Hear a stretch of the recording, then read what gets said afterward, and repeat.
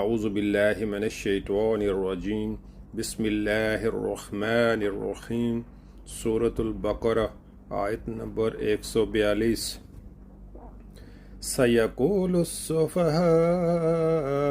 مِنَ النَّاسِ مَا وَلَّاهُمْ عَنْ قِبْلَتِهِمُ الَّتِي كَانُوا عَلَيْهَا قُلْ لِلَّهِ الْمَشْرِقُ وَالْمَغْرِبُ يَهْدِي مَن يَشَاءُ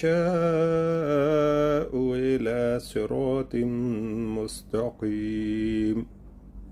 ترجمہ: نادان لوگ ضرور کہیں گے انہیں کیا ہوا کہ پہلے یہ جس قبلے کی طرف رخ کر کے نماز پڑھتے تھے اس سے یکا یک پھر گئے۔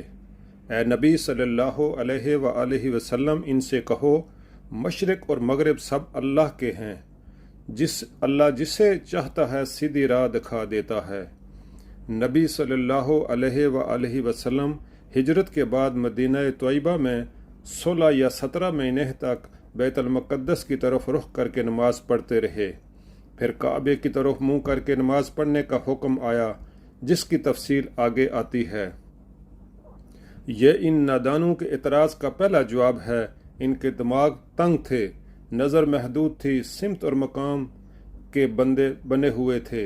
ان کا گمان یہ تھا کہ خدا کسی خاص سمت میں مقید ہے، اس لیے سب سے پہلے ان کی جاہلانہ اعتراض کی تردید میں یہی فرمایا گیا کہ مشرق اور مغرب سب اللہ کے ہیں۔ کسی سمت کو قبلہ بنانے کے معنی یہ نہیں ہے کہ اللہ اسی طرف ہے۔ جن لوگوں کو اللہ نے ہدایت بخشی ہے وہ اس قسم کی تنگ نظریوں سے بالا تر ہوتے ہیں اور ان کے لیے عالمگیر حقیقتوں کے ادراک کی راہ کھل جاتی ہے۔